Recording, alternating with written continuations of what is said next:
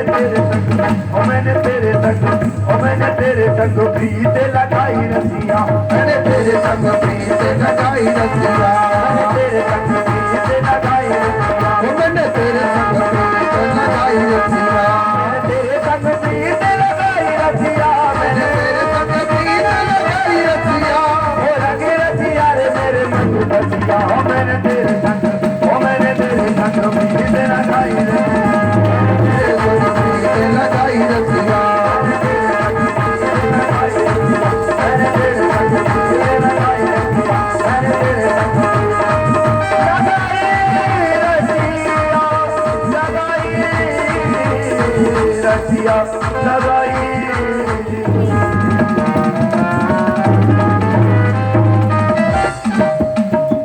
इधर सामान न रखें, इधर की साइड में रखें। जोर से बोलो राधे राधे। तो आज देखो भगवान का दूसरा विवाह जामवंत की बेटी जामवंती के साथ में भगवान ने संपन्न किया। भगवान अपनी लीला इस प्रकार दिखाने लग रहे हैं। श्री सुखदेव जी कहते हैं परीक्षित, भगवान की आगे की लीला, भगवान जब उस मणि को वापस देने गए, इधर सत्यरजित मन में विचार करने लगा, सोचने लगा, दुनिया रूठे तो रूठ जाए, दुनिया रूठे तो रूठ जाए, संसार रूठे तो रूठ जाए, मगर कभी किसी से भगवान नहीं रूठना चाहिए। भगवान कभी किसी से नहीं रूठना चाहिए। और जाते भगवान रूठ गो ना, जिससे गोविंद रूठ गया, समझ लेना इस संसार में हमारा कोई भी नहीं है। इस संसार में आप समझ लेना हमारा कोई भी नहीं है। दुनिया रूठे तो रूठ जाए, मगर भगवान कभी किसी से नहीं रूठना चाहिए। श्री सुखदेव जी कहते हैं परीक्षित, मेरे नारायण भगवान की बड़ी दिव्य अलौकिक लीला, ऐसे मेरे परमात्मा की लीला है।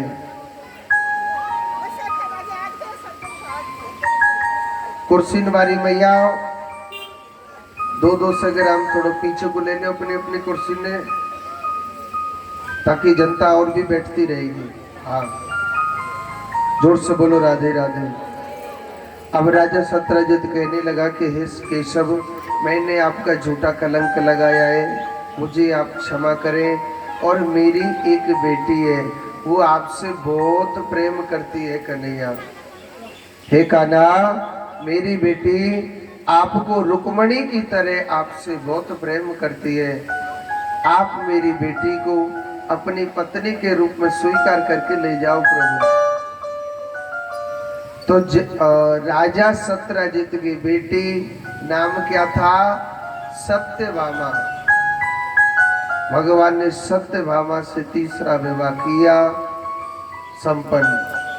जैसे घर आ रहे बलराम जी महाराज फिर डंडा लेके ठाड़े, अरे भैया कन्हैया दारी के, अब तो तू जाता हूँ जा रहा है, वहीं पे एक ब्याह करके ला रहे हो भैया। और कन्हैया पर तो का डायलॉग बोल दे, भैया हमारे भक्त पीछे पड़ जाते हैं या हमें शादी करनी पड़ गई, या हमारे भैया हमें शादी करनी पड़ गई कि भक्त हमारे पीछे पड़ गई। बलराम कह रहे तू कहूँ ज्यादा मल्लूक है का है जो तेरे पीछे पड़ जाए। दारी के तू तो कारो और कोई मल्लूक तो हत रहे तू। कन्हैया कह रो भैया शायद हम मल्लूक लग रहे, जब तो कोई हमसे शादी को पीछे पड़ जाए। बलराम ने कह दे आज के बाद तू घर से बाहर ना निकलेगा बिल्कुल।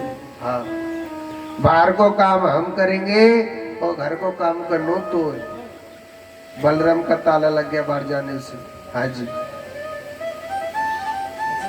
अच्छा सुनो, एक लीला और रची। नारद जी महाराज बताए ऐसे संत हैं, चाहे जिसमें लड़ाई करवा दे और चाहे जिसमें राजीनामा करा देते। नारद जी महाराज ऐसे संत चाहे जिसमें लड़ाई करवा दे और वो चाहे जिसमें राजीनामा करा देते। नारद जी सोचने लगे कन्हैया के घर में लड़ाई ना करवाई, वहां के घर में करवाएंगे अब हम। अब ध्यान से सुनना लड़ाई कैसे होती है। नारद जी महाराज लड़ाई करवाने के लिए जाते हैं, एक कल्प वृक्ष का फूल लेकर के भगवान श्री कृष्ण के लिए गए थे नारद जी। नारद जी ने लेके गए थे तो कन्हैया ने उस फूल को स्वीकार किया और उस फूल को रुक्मणी माता के लिए दे दिया था। और नारद जी पतो कहाँ गए थे? सत्यभामा के पास। कहने लगे माता, अरे ओ माता, क्या भगवान आपसे प्रेम नहीं करते? सत्यभामा कहने लगी नहीं नहीं, मेरे प्रभु मुझसे बहुत प्रेम करते हैं। नारद जी कहने लगे नहीं नहीं माता, मुझे ऐसा लग रहा था। मन में भय है को मन की ऐसे क्यों लग रहा था इनको? सत्यभामा कहने लगी नारद जी आपको कैसे लगा कि मेरे प्रभु मुझसे प्रेम नहीं करते? नारद जी कहने लगे मैया, मैं आपके लिए कल्प वृक्ष का फूल लेकर के आया तो भगवान ने मेरे हाथों से वो फूल रुक्मणी माता के लिए दे दिया। तो मैया मुझे ऐसा लगता है कि शायद भगवान आपसे प्रेम नहीं करते हो। अब मन में भय हैगो कि ना हैगो, पर चलो कोई बात नहीं है माता, मैं तो चलता हूँ थोड़ा जल्दी में, राधे राधे कह के चलेंगे। अब माता जी के मन में झेर घुलने लग गया। मन की भाई एक बात तो सोची जाए, कहते हैं कि 3 शादी करिए तो 3 उनको बराबर बराबर सामान आना चाहिए। अगर एक को सामान आ रहा और 2 को नहीं आ रहा तो कछु ना कछु धार्मिक आ रहा होते के ना। तो सत्यभामा निराश होकर के बैठ गई। भगवान श्री कृष्ण देखने लगे कि सत्यभामा आजकल हमसे बड़ी उदास रहती है, क्या बात है ऐसी? भगवान कहने लगे कि हे सत्यभामा, क्या बात है आजकल आप हमसे थोड़ी उदास रहते, खुश नहीं रहते हो? सत्यभामा कहने लगी नहीं प्रभु ऐसी बात नहीं है। भगवान पीछे पड़ गए, बताइए क्या बात है? तो सत्यभामा कहने लगी प्रभु आप हमसे प्रेम नहीं करते, रुक्मणी घराने घर की बेटी है ना, इसलिए आप उनसे ज्यादा प्रेम करते। भगवान के कौन कहता है मैं तो तीनों से बराबर प्रेम करता हूँ? नहीं नहीं महाराज आप हमसे प्रेम नहीं करते। अगर आप हमसे प्रेम करते, जो कल्प वृक्ष का फूल आप रुक्मणी के लिए लेके आए थे ना, वो मेरे लिए क्यों नहीं आया? भगवान कह रो बस यही बात पर उठ गई। अरे बाकू फूल ही तो दियो है, तेरे काजे पूरा पेड़ को पेड़ लिया वो खार के, तू चिंता मत कर। अरे भगवान के घर में युद्ध हो जाएगा, संसार में क्या होगा? अरे बाबू फूल ही तो दियो है, चिंता क्यों करी? तेरे काजे पूरा पेड़ को पेड़ लिया वो खार के, कितने को फूल लेने करियो वापस।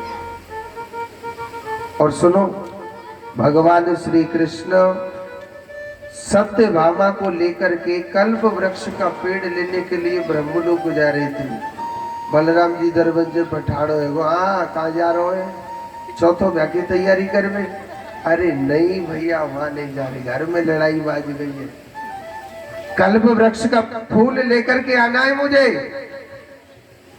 मगर बलराम जी को इतनो सो विश्वास नहीं आदारी के कन्हैया पर। बलराम जी सोच रहे जी चौथो ब्याह पक्को करके लावे को। बलराम जी कहने लगे सत्यभामा तुझसे नाराज हो गई है? बन के हाँ। ऐसा कर तू सत्यभामा को साथ लेकर के जा, क्योंकि लेडी जे देख के नेका तो कछु शर्म करेगी लेडी। ऐसा तो हतना जो डायरेक्ट ही पकड़ के माला पहरा देगी, है कछु तो शर्म करेगी कि ना करेगी? ऐसा कर जब तू जा रहा है ब्रह्मलोक तो सत्यभामा को साथ लेकर के जा। अब सत्यभामा को भगवान श्री कृष्ण साथ में लेके जा रहे। रास्ते में क्या होता है, एक भौमासुर नाम का राक्षस था। कौन था? भौमासुर नाम का राक्षस, और उसके मन की प्रतिज्ञा थी कि मैं 20,000 विवाह एक साथ करूं। तो हर राजा की कन्या को पकड़ पकड़ के चुरा चुरा के अपनी जेल में बंद कर देता, और वही कन्या उस जेल में विलाप कर रही है, भगवान को पुकार रही है, हे गोपाल, हे माधव, हे कन्हैया, आप हमारी रक्षा करो प्रभु। ये रोने की आवाज सत्यभामा के कानों में गई। भगवान से सत्यभामा कहने लगी, हे केशव, किसी भक्त पर संकट आया है, आप जाओ ना, आप उनकी रक्षा कीजिए प्रभु। भगवान ने पूरी बात बताई। कोई राक्षस है, कन्याओं को चुरा चुरा के ला रहा है, जेल में बंद कर लेता है, न जाने कितनी शादी एक साथ करना चाहता है। तो सत्यभामा कहने लगी, प्रभु आप ऐसे राक्षस को छोड़ के जा रहे हो? अरे ऐसे राक्षस का तो विनाश कर देना चाहिए। भगवान कहने लगे, ऐसे राक्षस का क्या कर देना चाहिए? पता है भगवान क्यों पूछ रहे थे? वो जो भौमासुर नाम का राक्षस था ना, उससे वरदान था कि जब तक तेरी माँ नहीं कहेगी कि तू मर जा, जब तक वो मरेगा नहीं।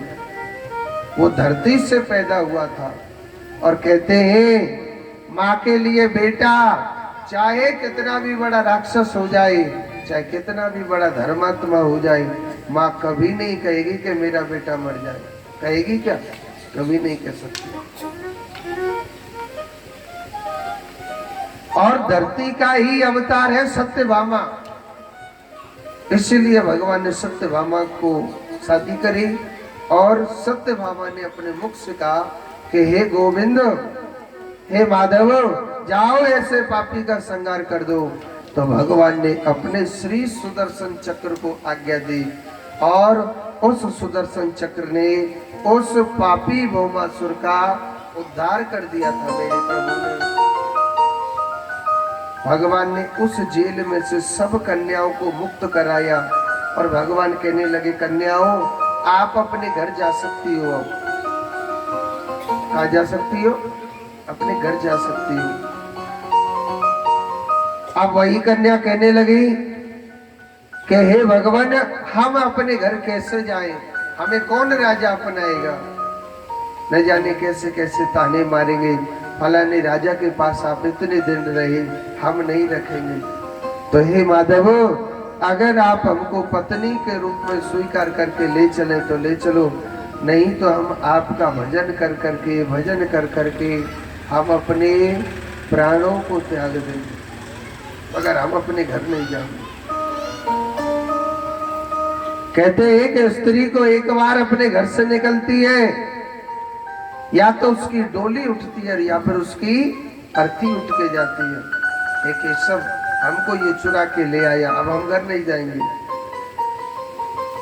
भगवान सत्यभामा से कहने लगे, हे सत्यभामा, हमने पाप कर दिया इनको छुड़ा के, और अगर हम इनको ऐसे ही छोड़ देंगे तो हमको पक्का नरक मिलेगा। और सत्यभामा सोचने लगी कोई 2-4 कन्या होंगी।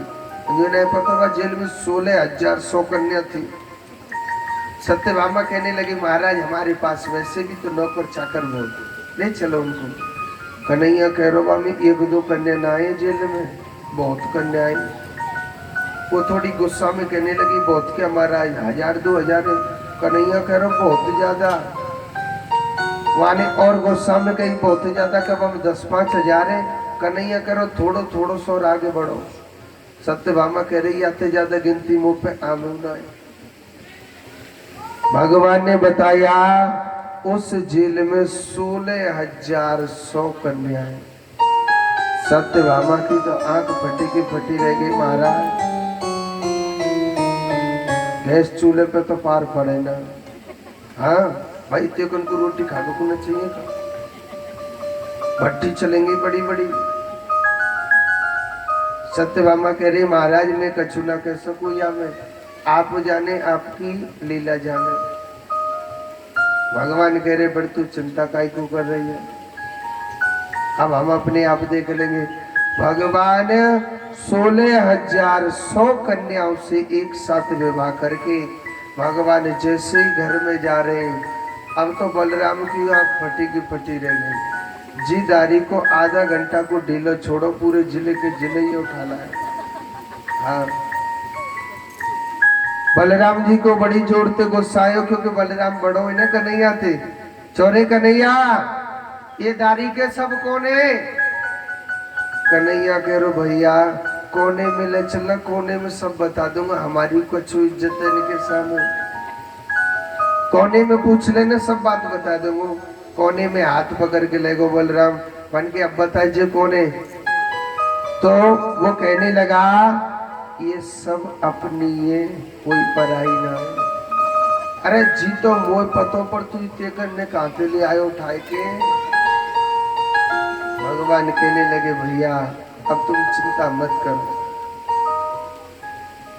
कहिए ना कि कृष्णात् परम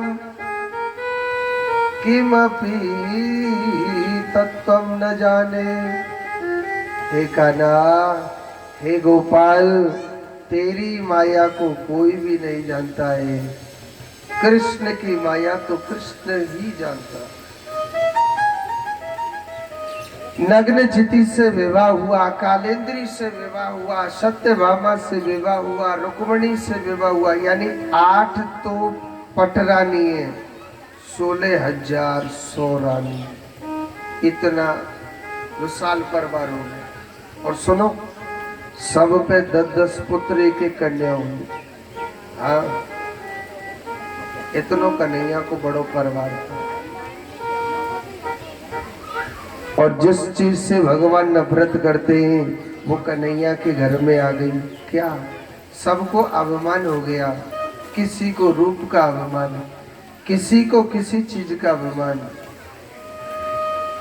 सबको अभिमान हो गया कि मैं सबसे ज्यादा सुंदर हूं, तभी तो कृष्ण मेरे पीछे पड़ा। अभिमान हो गया। किसी को रूप का अभिमान है, किसी को धन का अभिमान, क्योंकि धन का यो अभिमान है, को ये अभिमान है कि मैं सबसे बड़े बाप की बेटी हूँ, पैसा वाले की। भगवान के संग में वैसी शादी ना भाई। भगवान कहने लगा कि अरे मेरी पत्नियों, अगर भक्ति की दृष्टि से देखा जाए, मुझे सबसे ज्यादा चाहने वाला, सबसे ज्यादा प्रेम करने वाला एक चरित्र हम डालें, वो है कौन? सुदामा जी महाराज।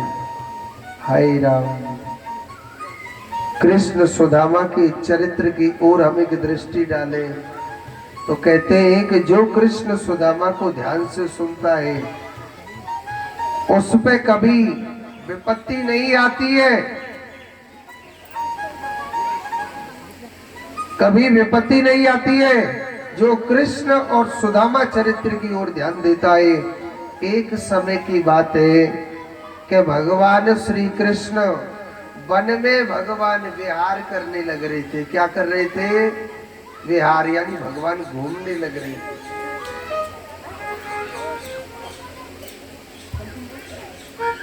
भगवान वन में भगवान श्री कृष्ण विहार करने लग रहे थे, घूमने लग रहे थे। जब भगवान वन में घूमने लग रहे, सुखदेव जी महाराज कहते हैं, हे परीक्षित, जब भगवान वन में घूमने लग रहे, एक दिन क्या होता है, श्री सुदामा जी महाराज के पैर में कंटक लग गया था। स्वामी बाबा पर विद्या ग्रहण करने के लिए जा रहे थे स्वामी बाबा की तरफ से, उनके चरण में क्या लग गया? कंटक, यानी कांटा लग गया था। तो भगवान श्री सुदामा जी महाराज, जिसके पैर में पीड़ा हो गई, उस पीड़ा से दुखी होकर के, बड़े विरह कातर होकर के मेरे गोविंद को याद कर रहे थे। हे गोपाल, हे कन्हैया, हे माधव, मेरी रक्षा कर, भगवान को पुकारने लग रहे थे। जिनके पैर में कांटा लग गया था, उस कांटे की पीड़ा से दुखी होकर के श्री सुदामा जी महाराज भगवान को पुकारने लग रहे थे। और एक बात बोलूं, ये रोने की आवाज मेरे कान्हा के कानों में गई थी।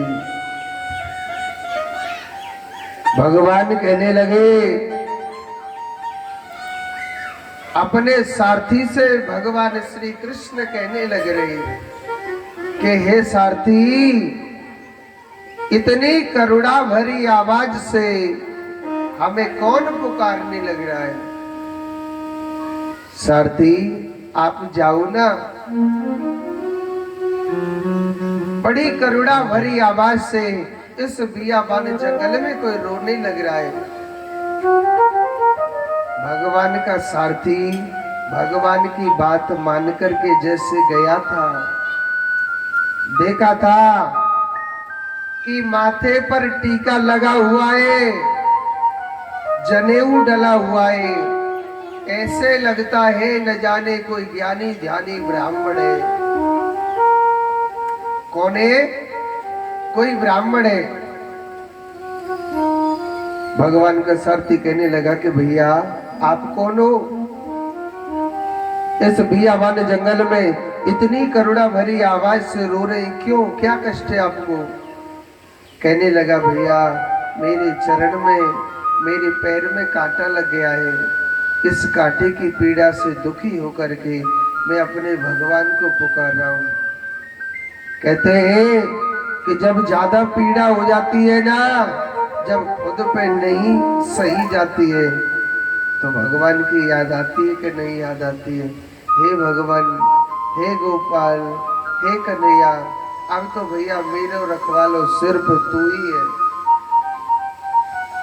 तेरे सिवा मेरे कोई ना आया दुनिया में।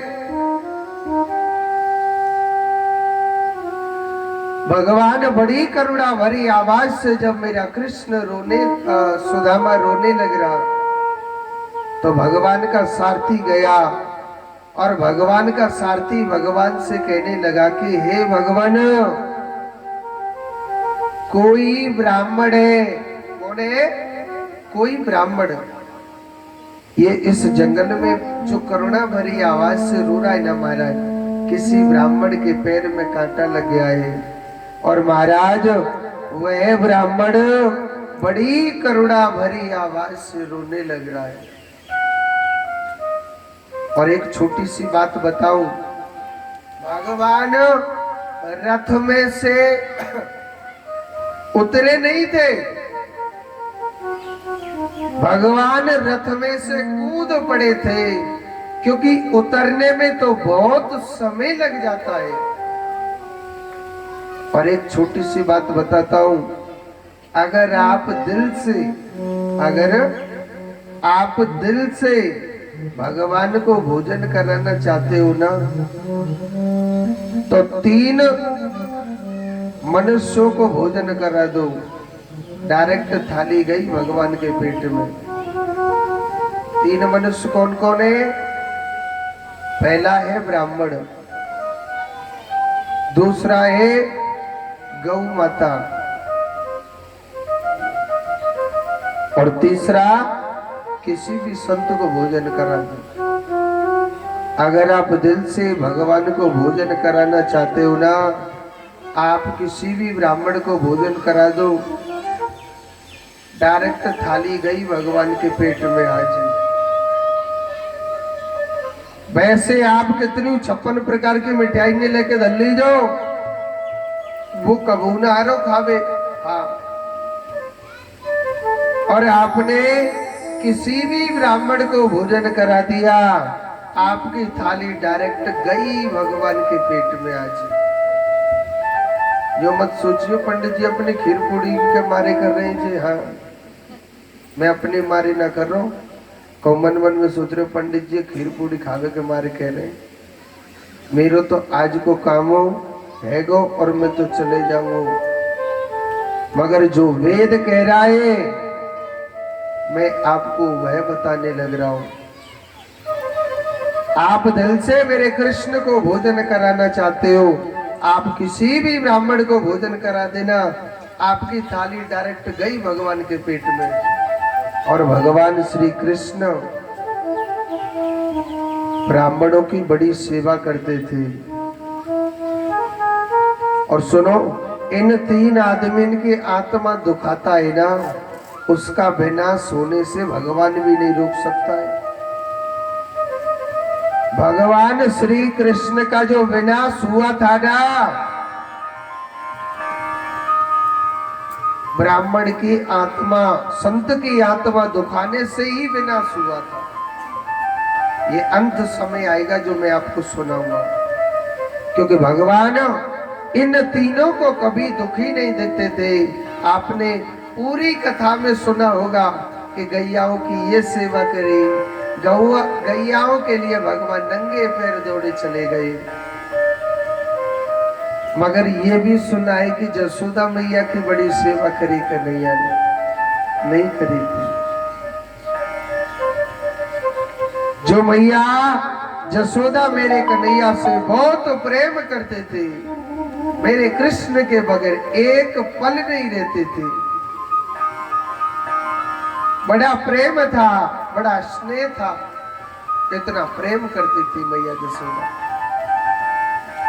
जो कृष्ण के बगैर एक पल भी नहीं रहते थे। मगर उस कन्हैया ने सेवा नहीं करी थी, इतना प्रेम था। श्री सुखदेव जी महाराज कहते हैं, परीक्षित, भगवान तुरंत रथ में से कूद पड़े, क्योंकि भगवान सोचने लगे उतरने में तो बहुत देर हो जाएगी।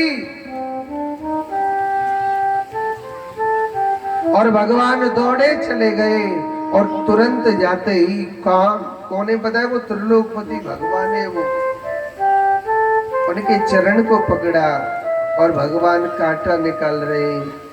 तो सुदामा जी महाराज कहने लगे, हे राजकुमार, आप कौन हो? आपका इतना सुंदर चेहरा है महाराज, आप मेरे चरण पकड़ रहे ना, आपके चेहरे की सुंदरता न कमजोर हो जाएगी।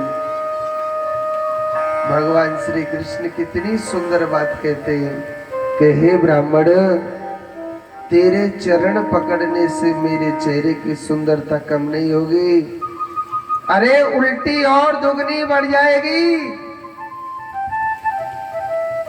मगर तेरे चरण पकड़ने से मेरे चेहरे की सुंदरता कम नहीं होगी, उल्टी दुगनी और बढ़ जाएगी।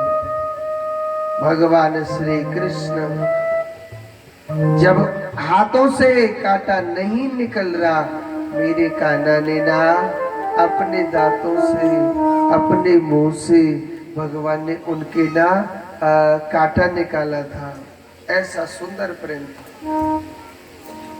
और सुनो, सुदामा जी महाराज को मेरो कन्हैया बड़ी जोर जोर से घूर घूर के देखने लग रहा,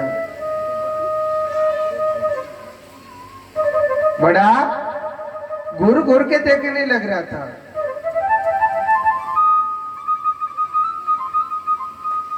बड़ा घूर घूर के देखने लग रहा था। और जब बड़ा घूर घूर के देखने लग रहा और जब घूर घूर के देखने लग रहा, तो सुदामा कहने लगो, कन्हैया ते लाला भैया, तू मेरे माऊ ऐसे कर रो का देखने लग रो। कन्हैया कहने लगा, मैं तेरी तरफ पता है घूर घूर के क्या देख रहा हूँ, मैं तुझसे ना मित्रता करना चाहता हूँ। सुदामा जी को हंसी आई, अरे महाराज, आप एक राजा और मैं एक निर्धन ब्राह्मण, आप एक राजा और मैं एक निर्धन ब्राह्मण महाराज, मित्रता तो बराबर के लोगों से होनी चाहिए ना। तो भगवान श्री कृष्ण कहने लगे कि हे सुदामा, मैं पूरे संसार में घूम लिया, मैं पूरी दुनिया में घूम लिया, और मुझे कोई मेरे बराबर का इंसान नहीं दिखा।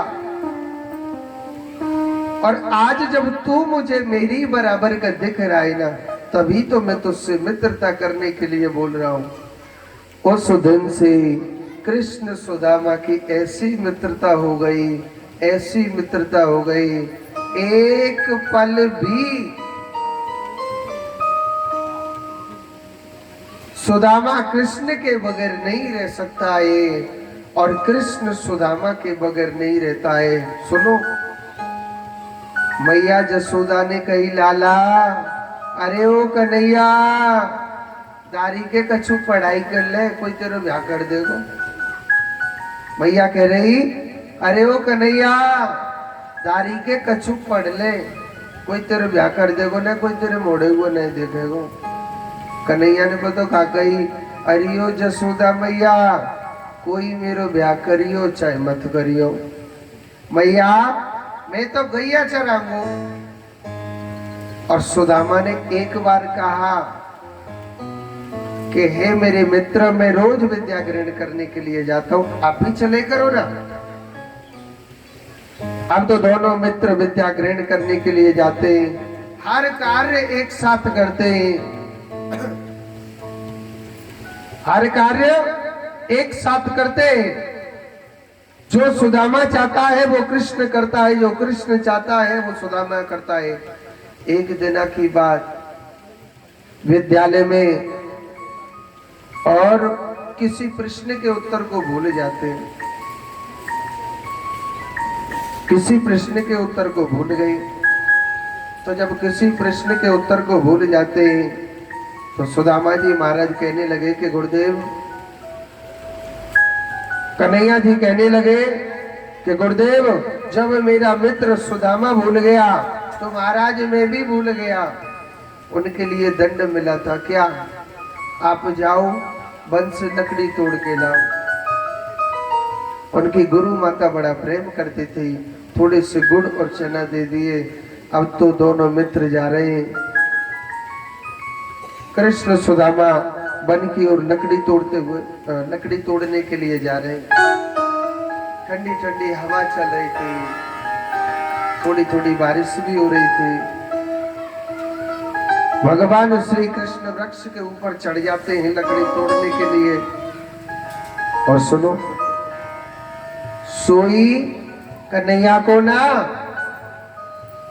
कन्हैया वृक्ष के ऊपर लकड़ी तोड़ रहे थे तो सुदामा जी को भूख लगे आई। सोचने लगे गुरु माता ने गुड़ चना दिए, तो उन गुड़ चनाओं को निकाल के खाने लगे। अब माल तो ज्यादा, अब सुखराम की तरह सोचर बन के इका छोड़ दिया, या वो खा लो।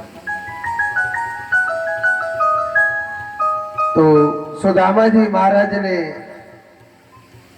जो कृष्ण के हिस्सा के गुड़ चना थे उनको भी खाने लगे। कन्हैया ने इशारा भी मारा था, लाला अरे ओ भैया सुदामा, दारी के ही कटर कटर की आवाज कहते आ रही है, ये कटर कटर की आवाज कहते आ रही है। सुदामा बतो का कह रो, अरे ओ काना, जोर से ठंड पड़ रही है, जाड़ा पड़ रो, दारी के ठंड के मारे ना मेरे दांत बज रहे। कन्हैया कह रो, लाला सुदामा मुझे तो अंदाज ऐसा लगे कछु ज्यादा ही जोर से जाड़ो लग रो दिखे। सुदामा कह रो, तू तो चुपचाप लकड़ी तोड़। हाँ देख, एक चश्मा वाली मैया धरी धरी कुर्सी पे सो गई। जोड़ते बोलो राधे राधे। एक बात तो बोलूं, हमारे यहाँ की मैया ने नींद आ जाए ना, वे बड़ी चालाक है। हाँ, हमारे यहाँ की मैया बड़ी चालाक है। अगर काऊ मैया नींद आवे तो उनको मालूम है पंडित जी की नजर ना सब पे चलती रहती है। वो पता क्या करे, घूमट लगा ले, ना तो पड़ोसी ने पता चले ना सामने वाले को पता चलता है। हाँ, अदई मैया बैठी चुप, घूमट लगा के, अगर सो भी जाए तो कोई पता थोड़ी चलेगा है? तो जोर से बोलो, अगर किसी को निंद्रा देवी सताए तो लगा सकता है, ठीक है। और सुदामा जी महाराज कृष्ण के हिस्सा के गुड़ चनाओं को खा लिया था। भगवान श्री कृष्ण ऊपर से उतरे, भैया हमारे हिस्सा के गुड़ चना ने निकाले, उनको खा लेते। देखो सुदामा झूठ नहीं बोलता था। सुदामा कहने लगा कि मेरे मित्र, जो गुरु माता ने गुड़ चना दिए थे उनको तो मैं खा गया। उन्होंने कहा ठीक है खा गया तो मेरे हिस्सा के इनको तो निकाल। बन भैया मैं तेरे हिस्सा के गुड़ चनन को भी खा गया। उसी समय भगवान श्री कृष्ण सुदामा को छोड़ के चले जाते हैं। यहाँ की बड़ी दुखद कथा है। कहते हैं कि भगवान श्री कृष्ण ने थोड़े से गुड़ चना के पीछे श्राप दे दिया था। कहते हैं ना बहुत लोग सोचते हैं, एक बात सोचो, मेरा कान्हा इतना निष्ठुर नहीं है, मेरा गोपाल इतना निर्दयी नहीं है। एक बात सोचो, भगवान भूखे को भोजन देते हैं, प्यासे को पानी पिलाते हैं, निर्धन को धन देते हैं। क्या थोड़े से गुड़ चना के पीछे भगवान श्राप दे देंगे कि तू निर्धन हो जा या तू कोड़ी हो जा? कभी नहीं। ये क्या है? किशोरी राधा रानी मेरे कान्हा से इतना प्यार करती थी, इतना प्यार करती कि एक पल भी मेरे कान्हा के बगैर नहीं रहती थी। इतना प्रेम था। राधा मेरे कृष्ण से प्रेम करती थी। आज के स्वार्थी प्रेमी है। राधा इतना प्रेम करती थी कि कान्हा के बगैर एक पल नहीं रहती थी। और अगर कृष्ण कुछ पल के लिए दूर हो जाता था, राधा को ऐसा लगता था कि मेरे गोपाल को देखे हुए कितने वर्षों बीत गए। इतना प्रेम था। एक बार कुछ भक्तों ने सहयोग दिया है, मैं आपको बोल के सुना देता हूँ। पहले छोड़ते बोलना पड़ेगा राधे राधे। देखो 5100 रुपये हमारे लिए गुप्त दान आया है। जोरदार ताली बजाए। कुर्सी पे धरी का मैया तुम वो ताली बजा लो, पाप न लगेगा। और सुशीला कंवर पत्नी सावंत सिंह चौहान जी, सावंत है कि सावंत ही होगा, है ना? सावंत सिंह चौहान जी। और एक चांदी की अंगूठी और इनकी तरफ से 1100 रुपये भगवान के चरणों में भेंट करते हैं। जोरदार ताली बजाएं। नरेश सिंह निर्माण काली पहाड़ी से, काली पहाड़ी गांव में के, अच्छा, नरेश सिंह जी निर्माण काली पहाड़ी से इनकी तरफ से 1100 रुपये भगवान के चरणों में भेंट करते हैं। भगवान उनकी सदैव झोली भर के रखे। आगे के भक्त हैं ओम सिंह जी राठौर वाटर बॉक्स से, इनकी तरफ से 1100 रुपये भगवान के चरणों में भेंट करते। जोरदार ताली। आगे के भक्त हैं जावर सिंह जी शेखावत जी, इनकी तरफ से 1100 रुपये भगवान श्री कृष्ण के चरणों में भेंट करते। भगवान इनकी झोली सदैव भर के रखे। आगे के भक्त हैं हजारी लाल सैनी जी, इनकी तरफ से 1100 रुपये भगवान के चरणों में भेंट करते। जोरदार ताली। और उससे अगले भक्त हैं अमर कंवर,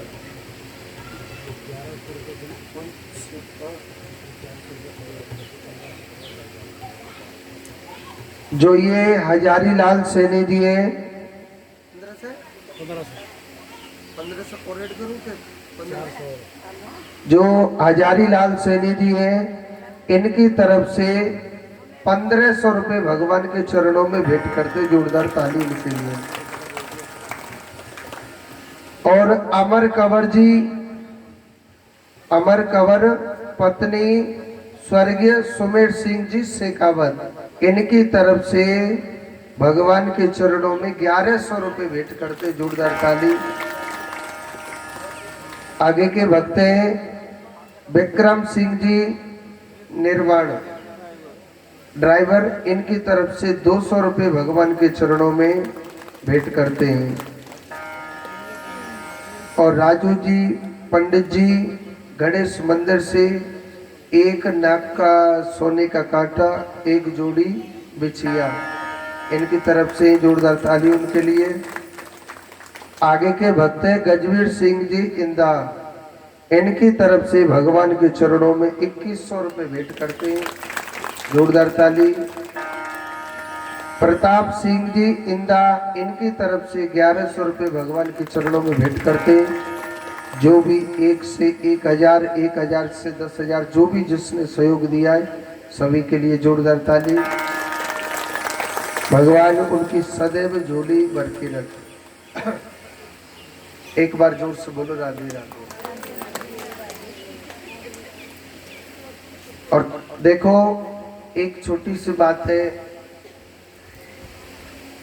आपने तन से, मन से, धन से, तीनों प्रकार से अच्छा सहयोग दिया है।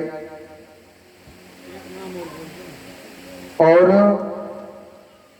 यहाँ पर एक जो कल के दिन यज्ञ होगा, आगे का काना रखवाला है, अच्छा आनंद बरस रहा है।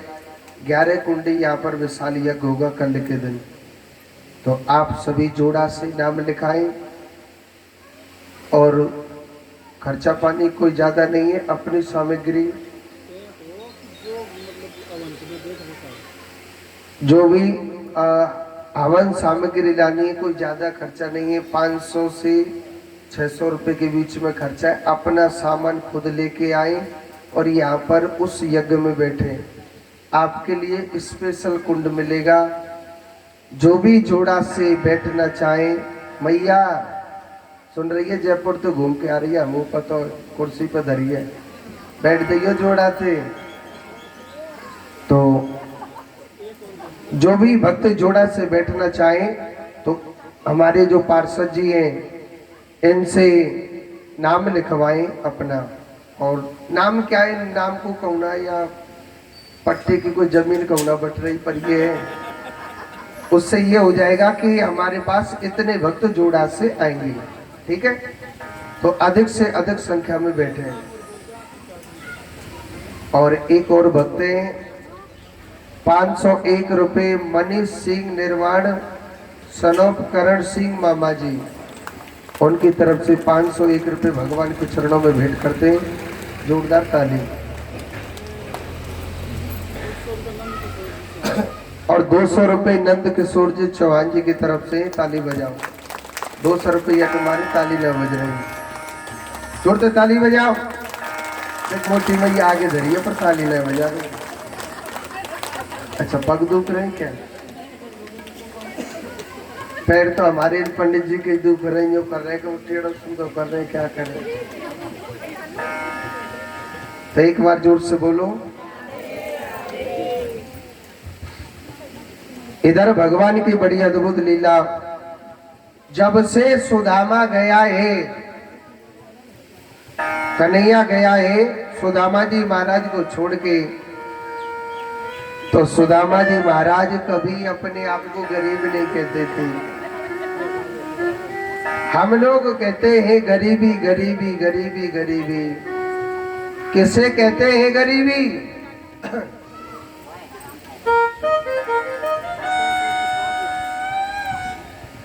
बादल सिंह जी सांकला, इनके तरफ से 1100 रुपये भगवान के चरणों में भेंट करते हैं, जोरदार ताली।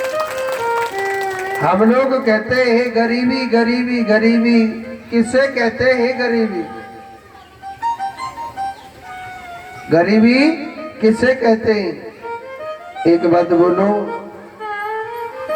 जिसे खाने के लिए भोजन मिल रहा है ना, उसे ये सोचना चाहिए हमसे बड़ा अमीर कोई नहीं है। कल एकादशी की कथा सुनाई के ना सुनाई? हाय हाय हाय हाय करता है, बिना सुने में 1 मिनट नहीं लगता है। मिट्टी में मिलाने में भगवान मेरो जो कन्हैया है उसे 1 मिनट नहीं लगाता है। जो हाय माया करता है।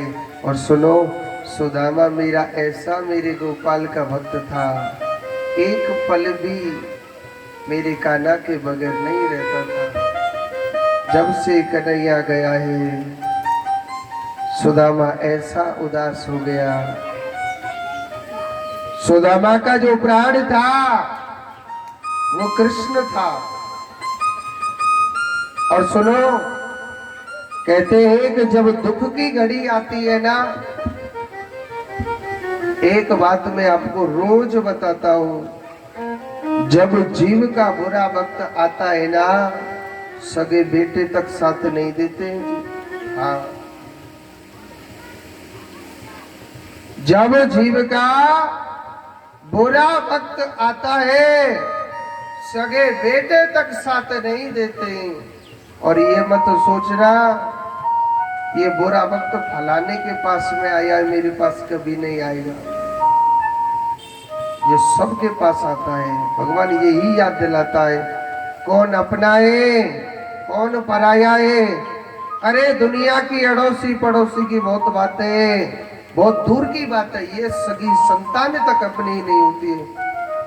जब बुरा वक्त आता है तो ये काया भी नखरे दिखाने लग जाते हैं। ये भी कभी इसमें कोई बीमारी आ जाती, कभी कुछ बीमारी आ जाती,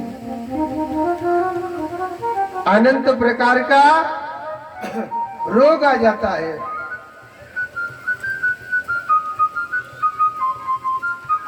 सुखदेव जी महाराज कहते हैं, परीक्षित मेरे नारायण की बड़ी अद्भुत लीला। जब से सुदामा गया, ऐसी गरीबी ने परीक्षा ली सुदामा की, जिसको भूखे रहते रहते 10-10 दिन बीत जाते थे। पानी पी करके काम चला लिया। हे गोपाल, आज ना हम अपने कन्हैया के नाम का ना व्रत रहे हैं। अब तो हमारा जो भी कुछ है, हमारा प्राण है, हमारा जीवन है, केवल कृष्ण है। कृष्ण के सिवाय हमारा कोई भी नहीं अपना। हर पल हर घड़ी मेरे कृष्ण भजन करते रहते थे। भगवान ने देखा मेरा सुदामा कैसा यार है। वर्षों बीत गए थे जब मेरे कन्हैया ने ना, इतनी घोर गरीबी में भगवान भी बड़ी परीक्षा लेते हैं। घोर गरीबी में मेरा गोपाल ना बड़ी बड़ी परीक्षा लेता है। भगवान ना जिस सुदामा को रहते रहते 10-10 दिन बीत गए थे भूखे, भगवान एक ब्राह्मण का रूप बना के भगवान सुदामा जी महाराज के घर गए। ये बात आपको रोज बताता हूँ कि कभी राजा संसार में और सबसे मिलियो ना जाने किस वेश में मेरा नारायण मिल जा। कबीरा, या संसार में सबसे मिलियो धाय और ना जाने किस वेश में मेरो नारायण मिल जाए। मेरा मुरली वाला, मेरा भगवान ना एक बार सबके सामने आता है, वो मेरा कृष्ण। ऐसी बात नहीं है, मेरो कन्हैया किसी के सामने नहीं आता, जरूर आता है। वो मुरली वाला किसी के घर पे पागल के रूप में आ जाता है, किसी के घर में भगवान ब्राह्मण के रूप में आ जाते हैं। हम जो ना सोचे ना, वो मेरा कन्हैया वो बन के आ जाता है। एक बार भगवान सबके द्वार पर आते हैं। कोई आए हुए अच्छे समय को ऐसे ही गवा देता है, कोई इन आंखों से मेरे गोपाल को पहचान लेता है। और जो पहचान लेता है ना वो भव सागर से पार हो जाता है। कि ना जाने किस वेश में मेरो नारायण मिल जाए। वो मुरली वाला कृष्ण एक बार जरूर आता है। ऐसी बात नहीं है कि मेरा कन्हैया नहीं आता है। जब सुदामा को कई दिन हो गए भूखे रहते रहते भगवान श्री कृष्ण ब्राह्मण रूप बना के गए थे। सुदामा घर नहीं था उस समय और भगवान जोर जोर से चिल्ला रहे, अरियो मैया मैया, अरियो मैया मैया, भिक्षाम देई। सुशीला के घर में एक अन्न का दाना तक नहीं था, क्या दे भिक्षा। कहते हैं कि कभी अतिथियों का अपमान मत करो, मगर मेरो कन्हैया बड़ो जिद्दी लोग। घर में भीतर ही चले गए, घर में भीतर ही चले गए थे। भगवान कहने लगे, मैया अरियो मैया मैया, मैं आप कितनी देर से याद कर रहा हूँ, पुकारने लग रहा हूँ, मैया मुझको भिक्षा दे दे, मैया भिक्षाम दे, मैया आप मुझको भिक्षा दो ना। सुशीला कहने लगे, प्रभु मेरे घर में एक अन्न का दाना तक नहीं, मेरे पास कुछ भी नहीं है प्रभु। हे प्रभु मेरे पास कुछ भी नहीं है। महाराज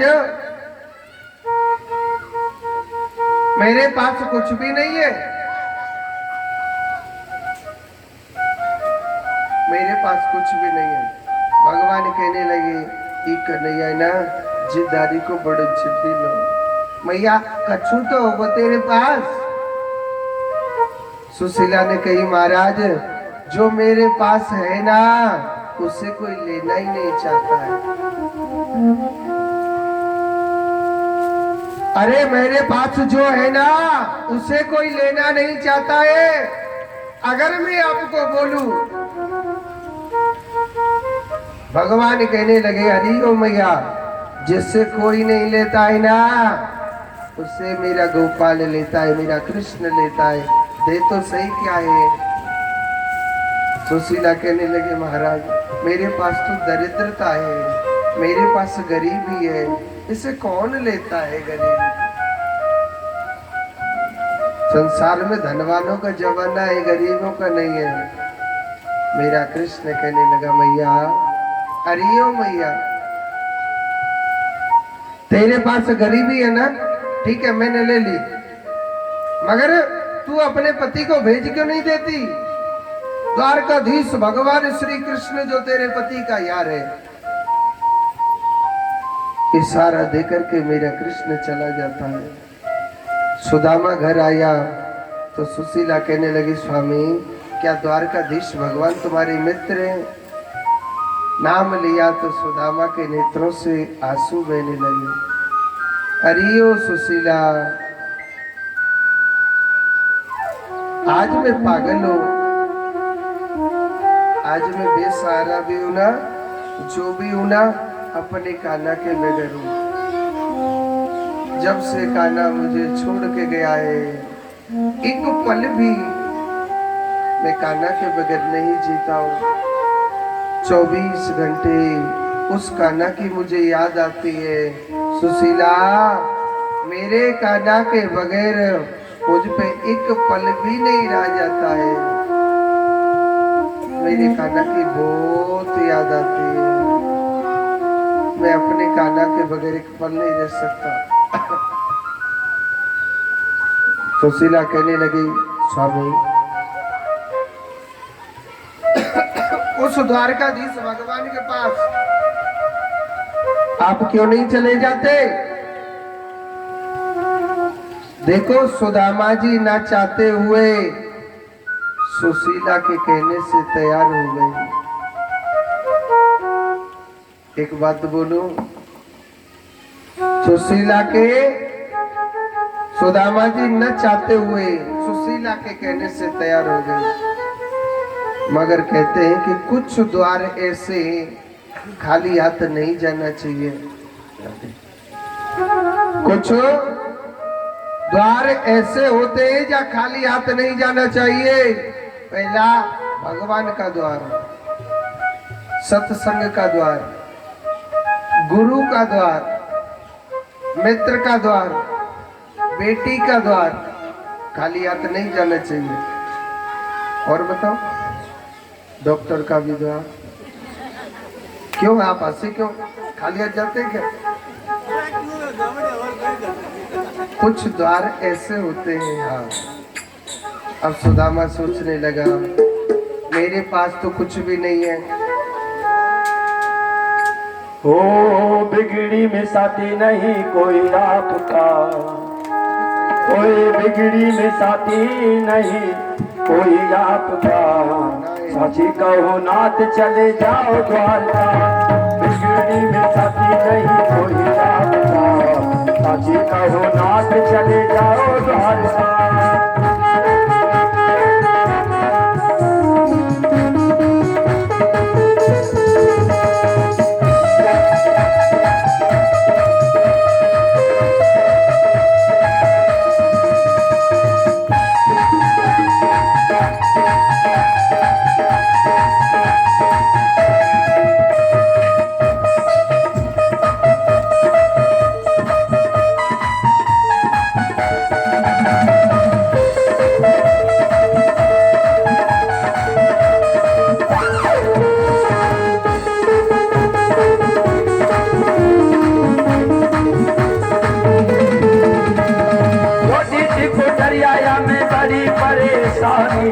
पड़ जाए बरसात तो भरे जाए पानी।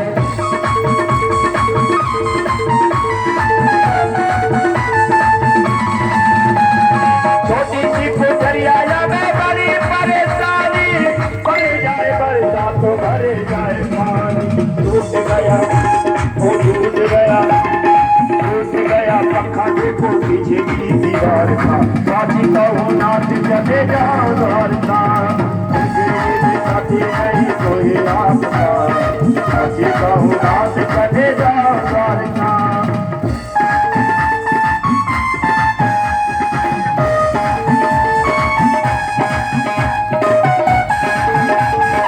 शादी बजाते हुए हरि बोल।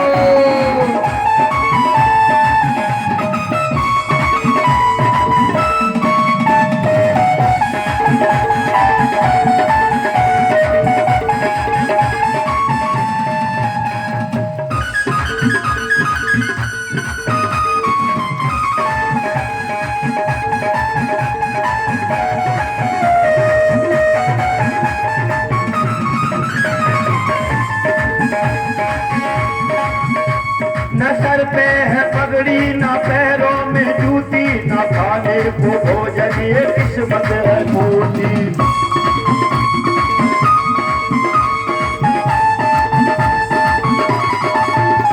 न सर पे है पगड़ी, न पैरों में जूती, न खाने को भोजन, ये किस्मत है मोटी। न खाने को भोजन, ये किस्मत है मोटी।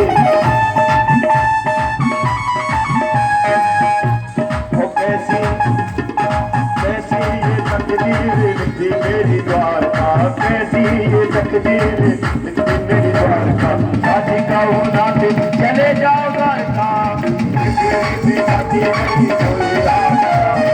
बिगड़ी साथी नहीं कोई आपका। साथी कहो नाथ चले जाओ द्वारका।